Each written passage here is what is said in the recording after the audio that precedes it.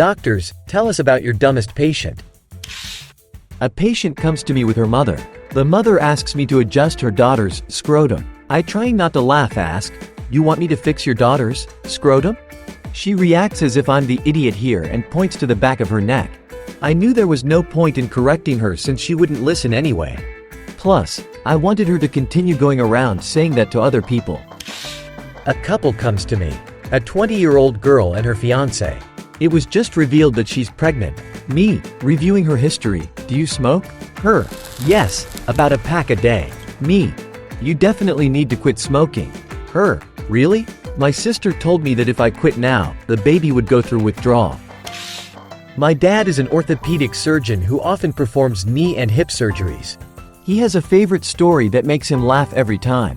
Once, they brought in a woman who was so clueless about how surgery works that she thought they would have to amputate her leg first to perform hip surgery and then reattach it. I blame Barbie dolls for that. My job is closely related to eye surgery. Believe it or not, about 25% of patients think that we take their eyes out during the surgery. Listen, I'm a busy person. Why don't I just leave my eye with you and pick it up next week? I know a guy who went to the doctor, fearing he had cancer because once he scratched his eyebrow and a few hairs fell out. Damn, it looks like I have cancer too. It's doubly stupid because hair doesn't fall out from cancer. It falls out from the treatment for cancer. My mom works in a hospital and constantly feeds me amazing stories from the X-ray technicians. Last week, they had a patient, a grown man, who had shoved a huge carrot up his ass. The guy came from some very conservative village. He traveled for 3 hours. Standing, because for obvious reasons, he couldn't sit. If I ever decide to change careers, I'll go into radiology. I work in an ambulance. We're called to a stroke. The patient has a drooping face and speech impairments. She says it feels the same as when she had a stroke 10 years ago. She then clarifies that the symptoms appeared 4 days ago, and she realized she was having a stroke back then. I ask, "Why didn't you call us immediately?" She says, "I hoped it would go away on its own." One time, I had a child brought to me who had swallowed a rather large magnet. It had made its way into his intestines, so we just needed to wait until the boy had a bowel movement. The next day, they bring him to me again and tell me he swallowed another magnet. It so happened that the second magnet attached itself to the first one through the stomach wall, leading to an intestinal blockage. We had to send him straight to the operating room to have them surgically removed. A patient comes in with abdominal pain and says, "I think the problem is my gallbladder." I look at his medical record and see that his gallbladder was removed 20 years ago, so that's impossible. I tell him this. His response, "Yeah, but I think it grew back or something." Once, I had to explain to a 17-year-old girl and her mother that she didn't have an allergy to alcohol but just a regular hangover. Her complaint was that sometimes, when she drinks a lot of vodka, especially on an empty stomach, she experiences nausea, flushing, and vomiting in the mornings.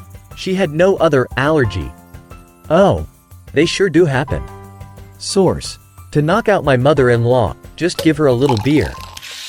2 stories immediately come to mind.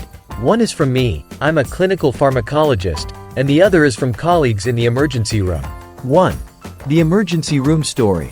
They bring in a 16-year-old guy with an incredibly swollen penis that had lost its natural color.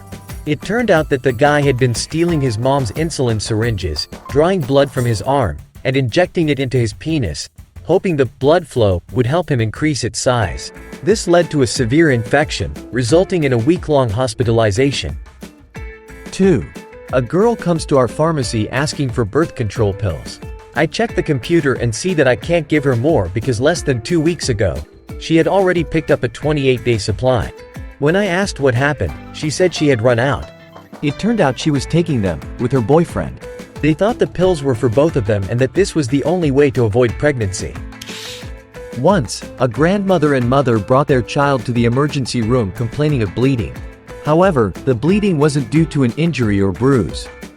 The girl had just started her period, and the mother and grandmother didn't want to explain what it was and that it was normal, even though both knew exactly what was happening. The upside, it was a very quick visit to the emergency room. We once had a 24-year-old prisoner brought to us from some rural jail. The guy was working by the roadside, found a bottle in a ditch, and decided to drink its contents, hoping it was alcohol. To be honest, I would have thought it was whiskey too. But no. It contained some substance with sulfuric acid. The pH level was below 2.5, so it quickly ate through the litmus paper. He ended up in intensive care with excruciating pain and bloody vomiting. A gastroenterologist performed a gastroscopy, a procedure where a tube with a camera is inserted to look at your esophagus, stomach, and duodenum. The images from the camera were horrifying. You could literally see his stomach and esophageal lining being corroded. It was decided to transfer him to another hospital where there was a surgeon capable of handling such a situation. The guy had to undergo multiple surgeries and stay in the hospital for a while. He was lucky he was still young and healthy, though not very smart. Otherwise, I don't know what would have happened. A few months later, he was back with some other problem.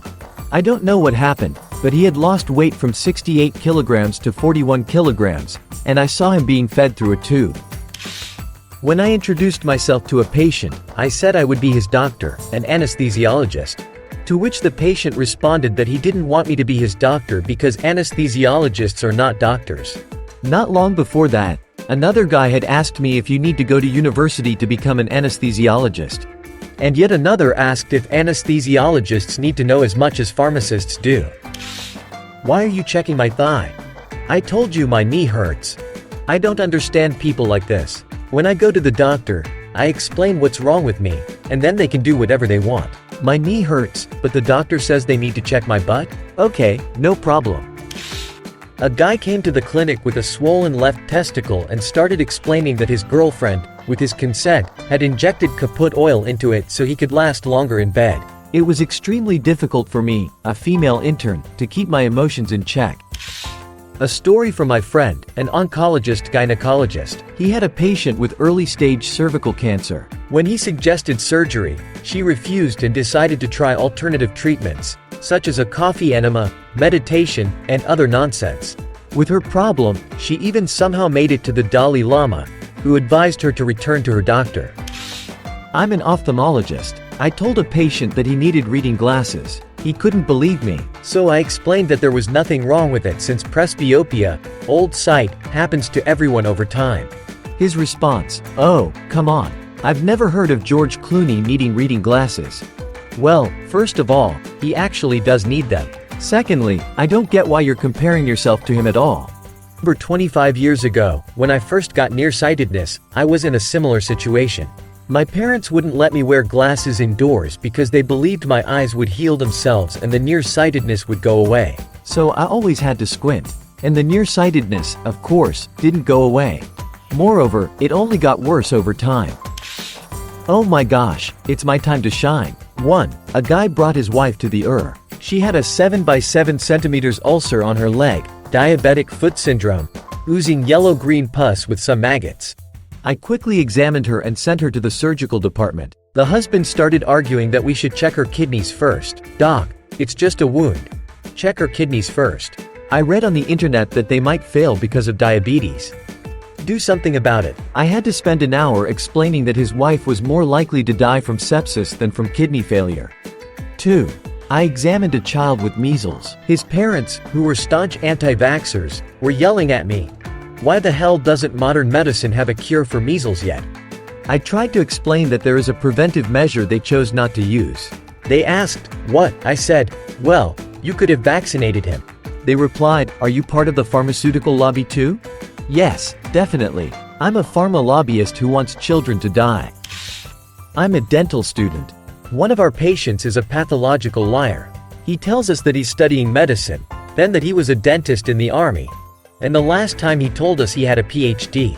This patient constantly spouts nonsense like, hey, doc, how should I turn my head, distally or medially? No.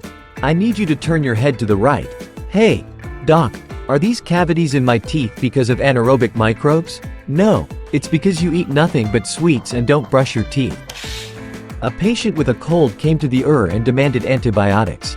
I told her that antibiotics aren't prescribed for viral symptoms, but she insisted so much that I had to give her a short lesson on viruses, bacteria, antiviral drugs, and antibiotics. I hope this helped her pass her finals. Did I mention she was a medical student? A 20-year-old girl came to me with abdominal pain. I gave her a pregnancy test. It turned out she was pregnant. Her face showed clear surprise because, According to her, she was taking birth control pills. I asked how long she had been taking them and whether she took them daily as prescribed. She replied that since her sex life wasn't regular, she didn't take the pills every day. I looked at her, barely holding back laughter. It turned out she only took them after a night with her boyfriend, a couple of times a week. These stories make me sad.